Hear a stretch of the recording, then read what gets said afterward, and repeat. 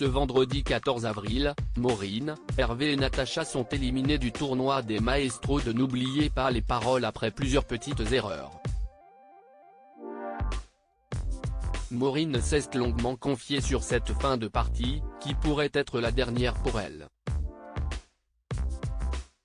Deuxième soirée caritative du tournoi des Maestros ce vendredi soir sur France 2.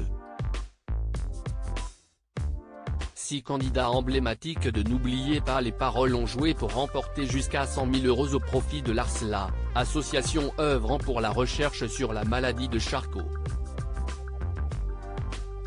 Maureen, N°13, a revu ses classiques et tenté de décrocher sa première victoire dans cette version du jeu de Nagui.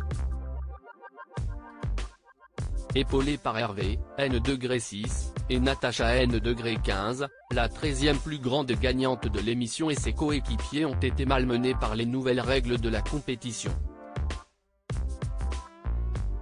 Un événement auquel la pétillante jeune femme prenait part, potentiellement, pour la dernière fois.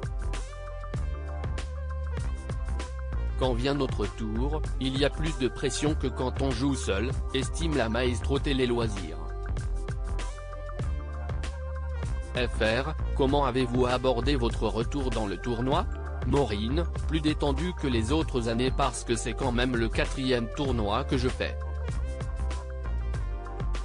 Comme l'an passé j'avais été débordé par mes émotions, là j'étais plus zen. D'autant qu'il n'y a pas d'enjeu personnel, donc j'ai vraiment essayé de profiter du moment. Du fait de la configuration du tournoi, êtes-vous plutôt du genre à vous laisser porter par la dynamique de groupe ou à rester sur vos gardes? Un peu des deux, il y a la pression de planter son équipe et d'un autre côté on se dit qu'on n'est pas seul. C'est très bizarre. Il y a moins de pression mais en même temps quand vient notre tour, il y a plus de pression que quand on joue seul. Cela vous a poussé à un peu moins réviser? Oui, puis à vrai dire, j'ai beaucoup moins le temps que d'habitude. J'essaye quand même de me remettre des playlists les 2 semaines avant le tournage, pour ne pas arriver complètement démuni. Bien qu'on ait des acquis quand on participe au tournoi, comme moi, depuis 3 ans, on n'est jamais à l'abri. Vu ma dernière prestation à la Ligue des Maestros, où j'ai complètement perdu mes moyens, je me suis dit qu'il était important d'au moins revoir les incontournables. On constate que le tournoi comporte aussi beaucoup de nouveautés. Quand on apprend ça quelques heures avant de jouer, n'est-ce pas trop déstabilisant? Ça dépend des règles, mais dans le tournoi j'ai trouvé ça plutôt amusant. Alors que quand les règles changent dans les masters, ce n'est pas pareil, rire. Après, peut-être que je l'aurais vécu différemment si j'avais été sur le premier prime, mais j'ai trouvé cela sympa que ça change un peu. Quelle a été votre réaction en découvrant que vous alliez jouer avec Hervé et Natacha? Avec Hervé c'est la 2e fois qu'on joue ensemble au tournoi, on s'est affronté lors des derniers masters, donc je commence à être habitué à partager le plateau avec lui. Et Natacha, superbe, je l'ai rencontrée il y a quelques mois. Elle est nature peinture, très rigolote.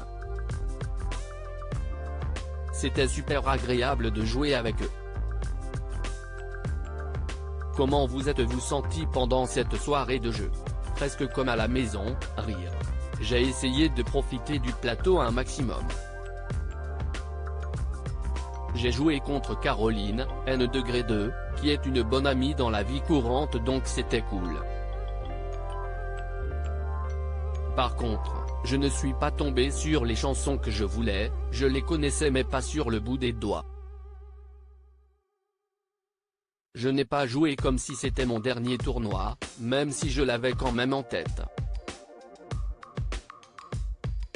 À vous Maureen, qu'est-ce qui a fait défaut à votre équipe et causé votre élimination?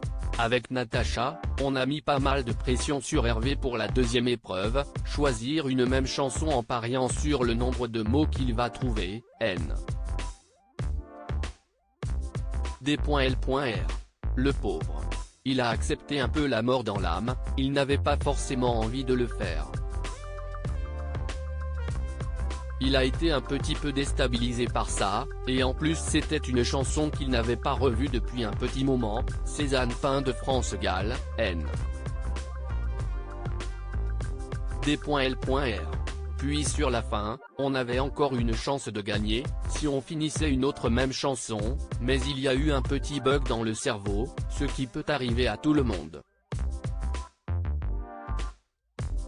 En tout cas on a fait de notre mieux. Près de 3 ans après la fin de votre parcours classique, vous n'êtes plus 5e mais 13e au classement. Gardez-vous un œil là-dessus? Et oui, je ne suis plus dans le top 10. Depuis la Ligue des Maestros, il y a 4 mois, 4 nouvelles personnes m'ont devancé. Donc effectivement, je suis l'évolution du classement tant que j'y figure, rire. Après, je vous avoue que je ne regarde plus l'émission faute de temps.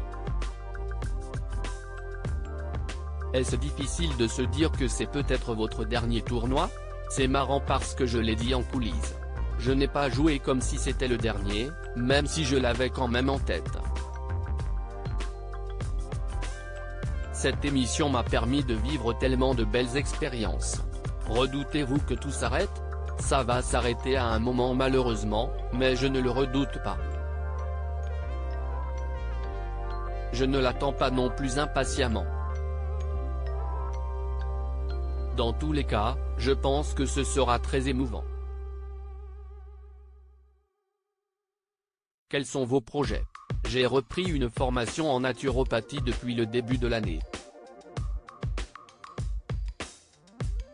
J'étudie toutes les méthodes pour accompagner les gens vers la santé ou une meilleure santé au travers de l'alimentation ou de techniques de relaxation. À l'issue du cursus, on peut se spécialiser dans les huiles essentielles, le yoga. C'est une formation assez intense, elle se fait normalement en 2 ans, mais je la suis sur 6 mois de cours.